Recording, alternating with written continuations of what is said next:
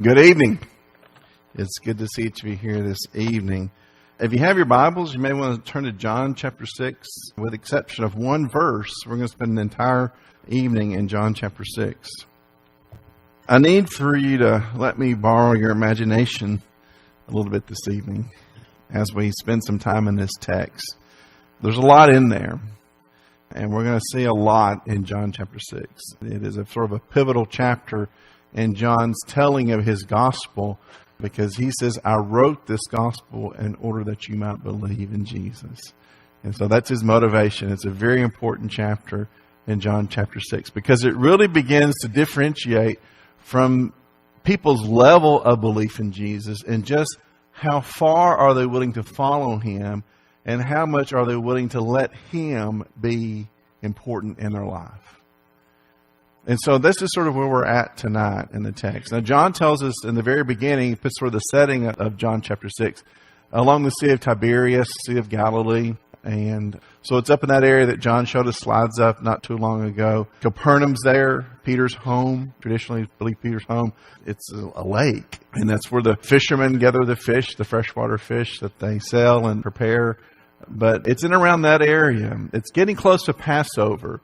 So we know that it would be equivalent to our spring of the year. One of the holidays we really know. Easter, sort of that floating holiday, falls in March some years. It falls in April some years, because it's based upon the Jewish lunar calendar. And so we pretty much know what time of the year that would have to be. So it's getting close to Passover. So we read in Luke's gospel that Jesus' family, they made the trip every year to Passover in Jerusalem. And so it was a very important thing. So people are moving about the countryside, and that's where Jesus is preaching and teaching. And John tells us a lot of things are happening. A lot of things are happening.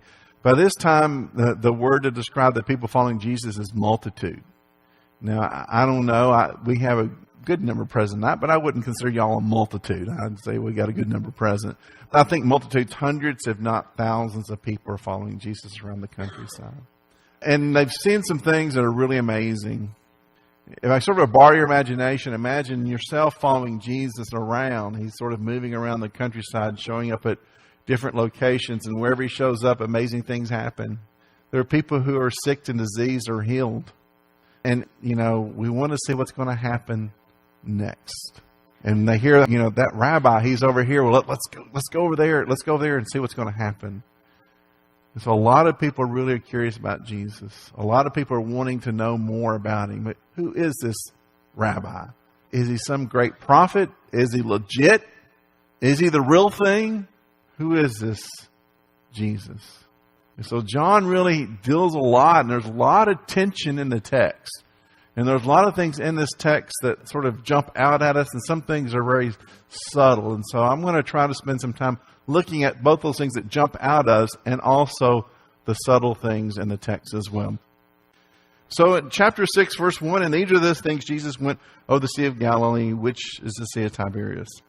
Then a great multitude followed him, because they saw signs which he performed on those who were diseased. And Jesus went up on the mountain, and there he sat with his disciples.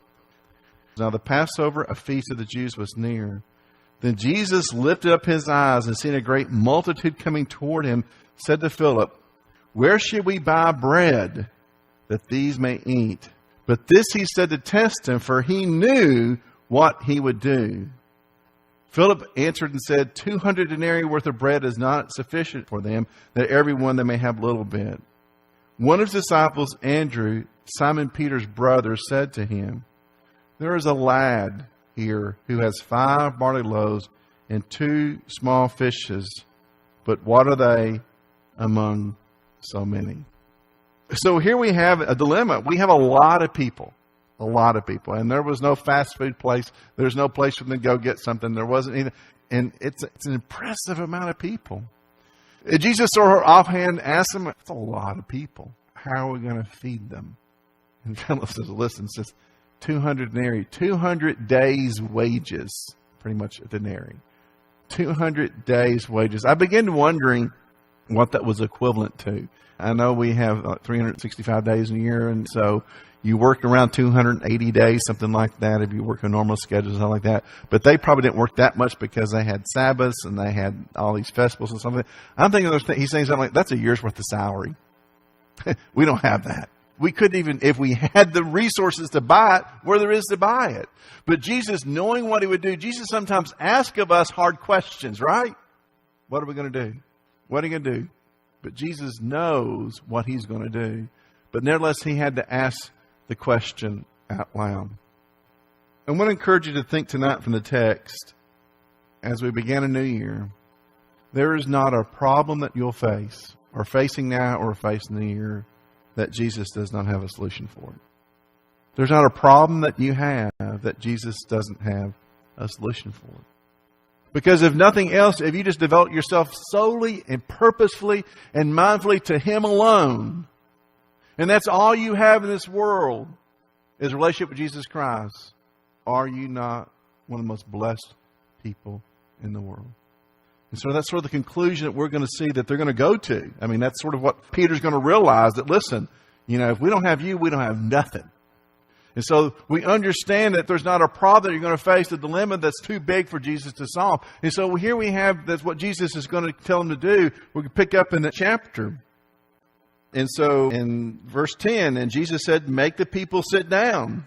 Now there was much grass in this place, so the men sat down, and the number about 5,000. Now that's men, about 5,000. If you think of possible family units traveling, if every man had a spouse and children with him, we're talking about more than 5,000 people. A lot more than 5,000 people. And Jesus took the loaves, and when he had given thanks, he distributed them to the disciples, and the disciples to those sitting down, and likewise of the fish, as much as they wanted. As much as they wanted. Now, I'm thinking probably the fish they're referring to is not like a nice piece of fried catfish, because that wouldn't be kosher. Okay? So the fish that they're referring to is a whole lot more like our sardines. Now, I don't know how many like sardines. Okay, if you do, folks, I just haven't acquired the taste of them. Just something about them. My grandpa loved sardines, and I would open up a can of sardines for him and fix them for him, put some hot sauce, and just that mashing that fish's body up, that hitting, and just too much like cat food, folks. I'm just sorry. I don't mean to be offensive, but it's just too much like cat food. Okay, but that's what he probably had. And the loaves were not some big, loaf of bread that you get, at the grocery store. It's probably that close to Passover. It's probably unleavened bread, more like a pita bread. Okay, so his mama packed him a lunch probably of 5 pieces of pita bread and 2 sardines. And Jesus took that and fed over 5,000 people. Not just a little bit. It wasn't like a sampling. It's not like going to anyone ever go to Sam's on sample day? Yeah, some of you. Yeah. I didn't assume that, but looking at you, I just asked, okay? I know people go to Sam's, they get a drink and just eat lunch there. Go around sampling little things, and they loop back around if it's something good. It's not like Sam's on sample day, just enough to make you want a little bit more. He says they had all they wanted. And Jesus has a way of sort of doing that, gives us all that we want of him. He doesn't say, okay, you can have some, but not all of me. He says, no, you can have all of me. And so here we see that he offers all that you want, not just a little taste of him, but fully. If you'll make Jesus Lord of your life, he will be Lord of your life. If you make him your number one priority, he will become your number one priority, and he will not hold himself back from you because he offers himself fully, completely, and total to us. So he goes on in the text, John says, verse 12, and so when they were filled, he said to the disciples, gather up the fragments that remain so nothing is lost. Therefore they gathered them up in 12 baskets with the fragments of 5 barley loaves, which were left over by those who had eaten. I don't know what's happening here. I don't know why John makes such a big deal about this, that Jesus says, gather up the leftovers, and they did. And I don't know how big the baskets were. I don't know if they were bushel baskets. I don't know if they were like dinner-sized baskets. I don't know. But there were 12 of them. And so that really tells us everyone had all they wanted, and then there was some left over. And I said that in looking at the text, what is John maybe trying to point out to us? Maybe he has a point in having this. It's sort of an interesting little footnote to the story. But perhaps it's that Jesus provides an abundance, especially those who are following him. Now, from the biblical perspective, numbers are important. We know that numbers are important. We see these recurring numbers like the number 7 is perfection, and we see like 40 days and 40 nights. We understand those kind of things. But the number 12 is a number of completeness. We see in the book of Revelation, number 12 pops up. We have the 12 tribes. We have the 12 apostles. And by the way, how many baskets were there? 12. How many apostles were there? 12. So maybe there's a lesson here for those who are following Jesus that, when you're really committed to Him and you're relying upon Him, He's going to provide for you. And in abundance. When we commit ourselves, as you look at 2017, what you commit yourself to do, whatever you do, that God's going to bless you in abundance for what you commit yourself to Him. Whether it's your time, your talent, your treasure, whatever you're going to give to God, He's going to bless you in abundance for what you give to Him. And nothing is insignificant when it's given fully out of a good heart to God, even 5 loaves and 2 fishes, 5 pieces of pita bread and 2 sardines. Jesus provides an abundance, especially those who are following Him. Verse 14, then those men, when they had seen the sign that Jesus did, said, "This is truly the prophet who has come to the world." Now they're saying He's more than rabbi. He's more than just a good teacher. He's more than just a good lesson giver. He's more than a good storyteller. He is truly a prophet that's coming to this world. And that's not something that they say lightly. He's a prophet. Because prophets spoke for God. They were God's representative. We think of the prophets of the Old Testament. They didn't treat them too good sometimes, really bad at other times. But they were still God's mouthpiece, God's spokesperson in this world. So they perceived that He was a prophet. But they go on even further in verse 15. Therefore, when Jesus perceived that they were about to come and take Him by force to make Him king, He departed again to the mountain by Himself alone. You see, they thought they had the meal ticket. They thought they had won at the slot machine. The lottery ticket had the winning number. They found this prophet, this rabbi, who could take nothing and feed you with it and all that you want. That he was a miracle worker. He healed diseases. And they said, okay, we're going to make Him our king. We're going to throw Herod out and we're going to make Him our king. And see, Jesus, remember, Satan had already tempted Jesus once. Just bow down and worship me and I'll let you have everything that you can see. Jesus says, no, it don't work that way. It don't work that way. You see, Jesus never intended that He be forced onto anyone. He didn't be forced to be your king. Nor did He desire to let popularity make Him acceptable. If you're waiting for it to be the end thing to be a follower of Jesus, Jesus says, really, that's not what it's about. I never wanted me to be the end thing. I wanted people to love me and follow me. Briar asked me a question last night. It was a good question. Why did God make man? You ever think about that? Why did God make man? Because we're really messed up people, right? Sometimes parents ask themselves about that. Their kids, why in the world? But why did God make man? And I told him, Briar, God is love. And for love to be love, you have to have an object. Love cannot exist unless you have an object of your love. And for God to be God, God had to have an object of love. And God chose that to be us. And so He made us to love. But He also gave us a free will, that we have a will determination that we ourselves can return our love back to Him, because it means something, because we don't have to. He loved us so much He gave us free will. We don't have to love God. He didn't make us little robots saying, I love Jesus, I love Jesus, I love Jesus. He said, no, it's your choice. I'm not going to force it on you. I'm not going to make it the rule that you have to do that. It's your determination, your decision to love me or not. I heard it once said that hell was God's greatest compliment to man. That you really do have a free will. You can choose to reject me. And so Jesus never intended Him to be forced onto people. He didn't want to be made their king. He wanted people to let Him be the king of their life, but not declare their king of their life. He never wanted to be forced, so He went to the mountain alone. Dallas Willard, in his book on spiritual disciplines, talks about the idea that sometimes solitude's a spiritual discipline. Sometimes we need to go off and spend some time alone with God and your private thoughts. I know some of you guys on a tractor, on a lawnmower. Some of you ladies working around the house, maybe on the tractor or the lawnmower. Some of your best thoughts about God is when you're alone.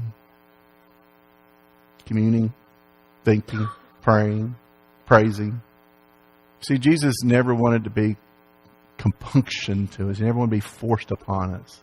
He wanted it to be a free decision, so He just left. I mean, they were willing to establish him as king. They were willing to establish a kingdom under him. He said, no, it's not going to work that way. So going on to the text, verse 16. Now when evening came, his disciples went down to the sea. Remember, that's the lake there. They got into the boat and went over the sea toward Capernaum. So I'm thinking either across or around the coast. We're not for sure where they head out at, but either what we know is Tiberias today or to Capernaum, but regardless. It was already dark, and Jesus had not come to them. So they said, well, where's he at? I don't know. He's going off on his own again. Well, let's just go over to Capernaum. Peter says, might as well go home, So they head back home. And it's dark. Then the sea arose because a great wind was blowing. John says storms up come up fast there. And so it's dark and storms, and, they're in a little boat. So when they'd rowed about 3 or 4 miles, they saw Jesus walking on the sea and drawing near the boat, and they were afraid. And he said to them, it is I. Do not be afraid. Verse 21, and they willingly received him into the boat. And immediately the boat was at land where they were going. The author that wrote this was in that boat, right? It's written by John. He's an apostle. Can you imagine seeing someone walk on the water in the storm? And they were afraid. And Jesus said, don't be afraid. It's me. Don't be afraid. Maybe one of the lessons that John wants us to take is just to realize that most people are very happy to let Jesus take away their fear of trouble. That's sometimes when people turn to Jesus, isn't it? A diagnosis, a loss, a threat, a life begins to come to shambles or begins to unravel. Then I want to talk to you about Jesus. Now, God will take you wherever you start, believe you me. Many people are willing to accept Jesus then, but I tell you what, that doesn't always mean they have a relationship with him. They want sort of from Jesus what they can get out of him. They're more than happy for Jesus to take away my fear, to don't make me afraid anymore, to more than willing. They're willingly received. They're more than willing to let him do that, but they don't want him to have dominion over their life, their decisions, what they do with their time, their talent, their treasure. They don't want that part of Jesus. They want only the Jesus that takes away fear, or the Jesus that calms the storms, or Jesus that fills the pantry and the belly. They want that Jesus, but not the Jesus who asks for pretty hard sacrifices like loving your enemy and turning the other cheek and loving God with all you got. They don't want that Jesus. They want the Jesus that takes away fear. Jesus that makes it easy to live. That doesn't imply a committed relationship to Jesus. That's just using Jesus almost like a good luck token. A rabbit's foot. A 4-leaf clover. As long as I got Jesus that way, I'm safe. It'll be my good luck charm. Jesus wants much more than that. He wants us to have a close, abiding relationship with him. So let's continue on the text. On the following day, when the people who were standing on the other side of the sea saw that there was no other boat there except the one in which the disciples had entered, and Jesus not entered the boat with his disciples, but the disciples had gone away alone.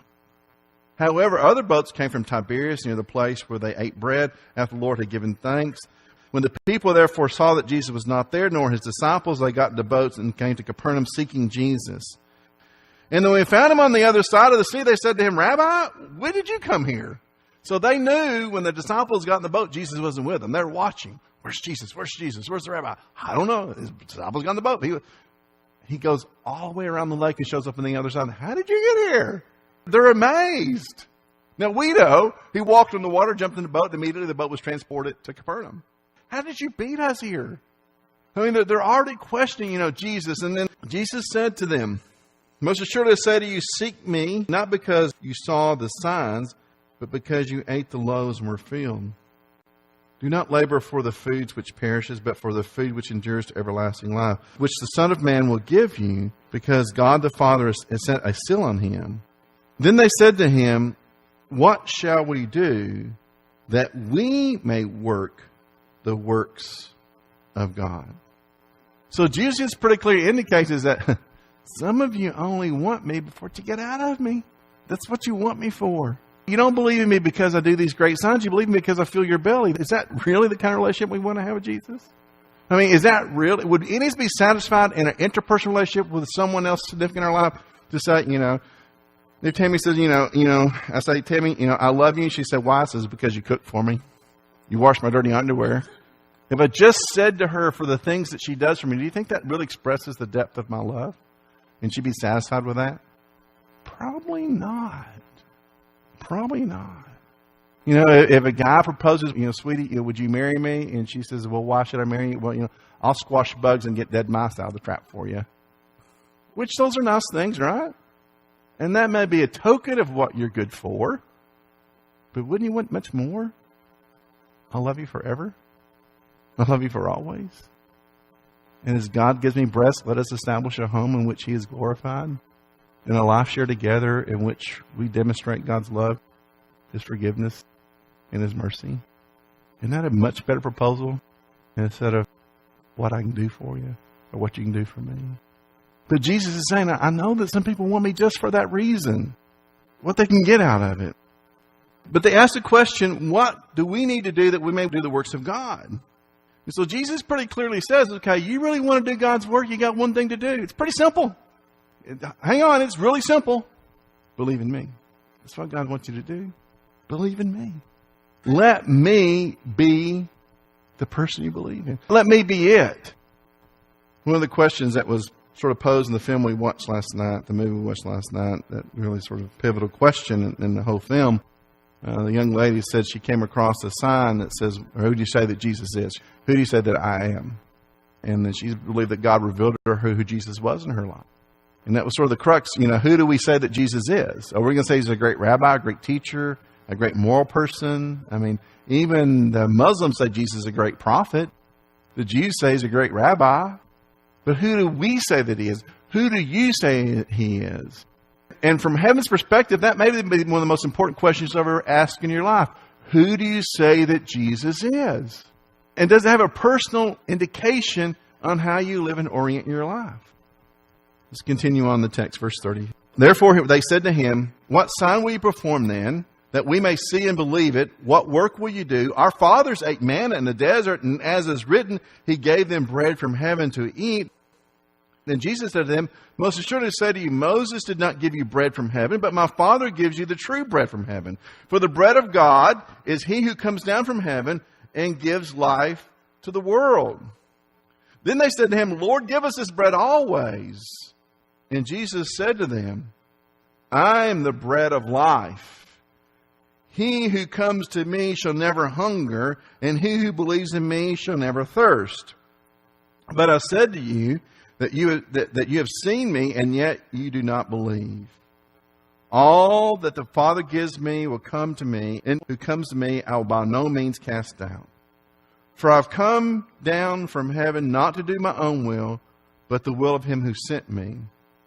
This is the will of the Father who sent me, that all of those who've given me I should lose nothing, but I should raise up at the last day. And this is the will of Him who sent me, that everyone who sees the Son and believes in Him may have everlasting life, and I will raise him up in the last day. So this question, who is Jesus? And the second part of that, what is His role in your life, really determines everything. Jesus says, if you believe that He is who He says He is, you may possess eternal life, everlasting life. Now there's a little play on words. If we know Jesus' background, and we do. So the Hebrew word for house is the word bait. Say it, bait, bait. It sounds like you say like fish bait, but B-I-T, bait, bait, bait. Say it, bait. The Hebrew word for bread is lechem.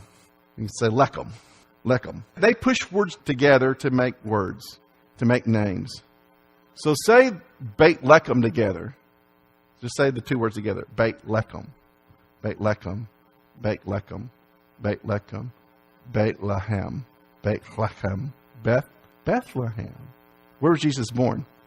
What does the word Bethlehem mean? House of bread. So the bread of life comes from the house of bread. God is so smart. So Jesus says, I'm the bread of life. If you believe that I am Him, then you'll have everlasting life. So Jesus really offers to those who follow Him It's complete. He said, my job is to secure those who follow me, who choose me in the last day, and I will raise them up. Jesus says, that's what I'm all about. If you want to know what God's will for you is, you want to know what the work you need to believe who I am, and you need to trust who I say I am. And trust what I say I'm going to do. In the last days, I will raise you up. You will have everlasting life. That's what Jesus is promising them. Not full bellies, not just taking away their fears, not just convenient buddy system, good luck charm. He's offering them everlasting life. Verse 41, then the Jews complained about him because he said, I am the bread which came down from heaven. And they said, is this not Jesus, the son of Joseph, whose father and mother we know? How is it that he says, I have come down from heaven? Jesus therefore answered and said to them, do not murmur among yourselves. No one can come to me unless the Father who sent me draws him, and I will raise him up in the last days. It is written in the prophets, and they shall be taught by God. Therefore, everyone who has heard and learned from the Father comes to me. Not that anyone has seen the Father, except for he who is from God has seen the Father. Most assuredly I say to you, he believes in me has everlasting life. I am the bread of life.